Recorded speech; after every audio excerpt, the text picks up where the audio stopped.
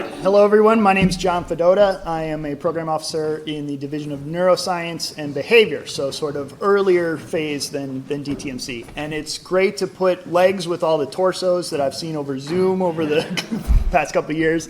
So very happy to be here. Why are there multiple people from NIDA here?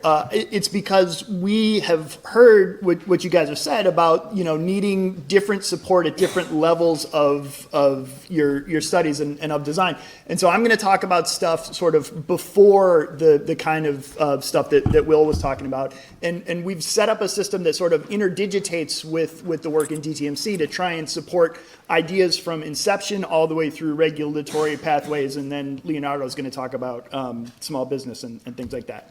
So I don't have to go through what behavioral and cognitive neuroscience is, but we're interested in the underlying behavior and cognitive neurobiological mechanisms of SUD, and the process is fundamental to that. And neuromodulation is a big part of that. And I just want to, every time I talk to anybody, PIs, substance use study, population using substance is not required for funding, even at the basic level from us, but what you're studying has to be relevant to SUD. So the processes or the mechanisms or cognitive and behaviors that you're looking at. Okay, so basically, Will, and the reason Will went first is because clinical efficacy is the key component here, right? We're all trying to treat SUD. But mechanistic models help inform that clinical efficacy. And a good example of this, right, is the BrainSway deep TMS for smoking, plus the remission network that's come out recently has led to not just the insular story for that sort of targeting, but potentially a frontal polar story, right? So this is a new target for the same thing that's already clinically efficacious, right? And so by giving more opportunities or more support for these kind of studies, we can come up with new targets and proximal outcomes and measures of controllability and optimization. So all the stuff that Hamed was talking about as the 7 challenges, I ticked off like 6 of them. Safety is a given, like we're just expecting safety. But I think that hopefully what I'm going to talk about will do that. And so the idea here is that if we have networks consisting of multiple nodes as potential targets, that requires sort of a high throughput model. So smaller scales studies, not a full scale clinical trial. Like once you do this and you understand what your target is and what the engagement is, then you go into Will's pipeline and go through the regulatory process. And so those proximal outcomes that are clinically relevant, so dose response curves, engagement of specific targets, changes in network configuration, right? So before you go to a fully clinical trial, you can do human subjects research in order to understand what are the dependent variables that you're going to put into that clinical trial to ultimately be successful. Okay, so how are we doing this? Many people in the room have participated in either as reviewers or as applicants for the sort of the main RFA that we have. So this is money burning a hole in our pocket proverbially to do this for the next 3 years. And this is mechanistic research in neuromodulation. And basically we're looking for novel targets and SUD relevant neurobiological, cognitive, and behavioral responses to neuromod that may precede clinical outcomes like craving and substance use reductions, right? So what are the network changes? What are the behavioral outcomes that we can see and we can learn about to then put into the trials to make the trials ultimately more successful? So we want to inform trial design, but we also want to inform basic research, the fundamental dysfunctions associated with SUD and what are the targets to address those. And again, clinical relevance versus clinical efficacy.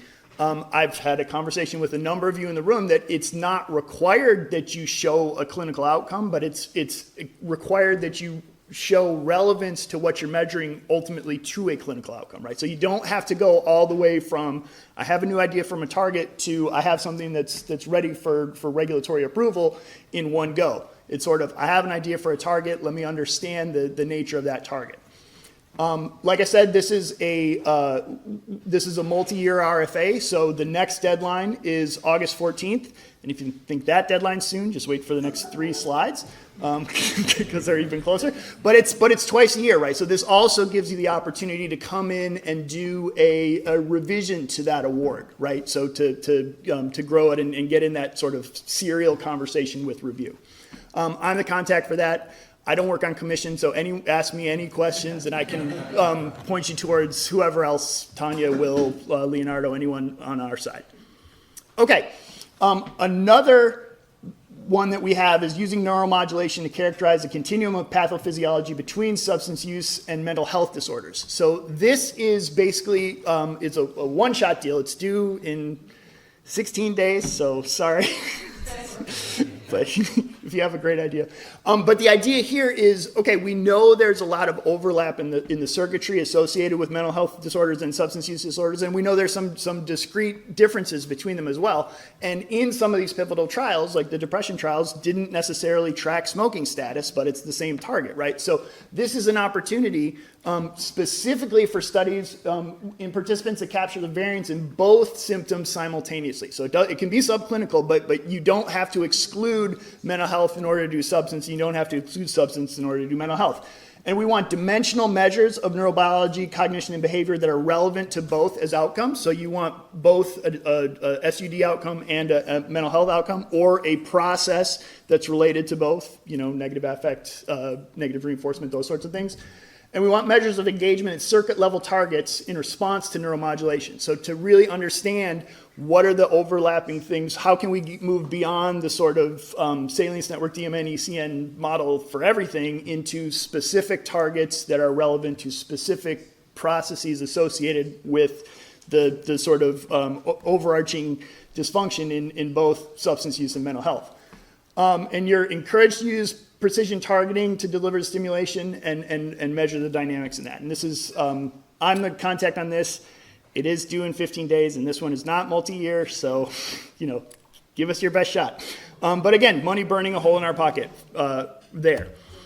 So those are the 2 funding announcements we have, and then just a couple advertising things. There's an RFI that's due, so you thought 14th was soon, tomorrow.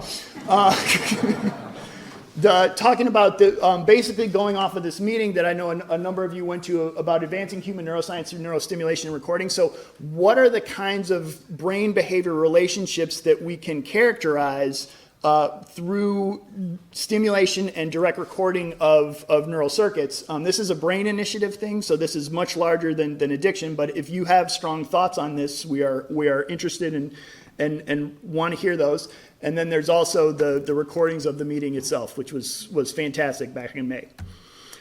And then finally, in an effort to have these sorts of sensitive measures, these more proximal measures, I wanted to point you to a NOCI that we have. So you attach this to your general application, advancing SED research with computational models. So in much the same way that we're providing runway or hoping to provide runway to look at new targets, we also want to give you guys the opportunity to come up with new measures, more sensitive assays of the dependent variables that you're looking at from a behavioral or a network situation.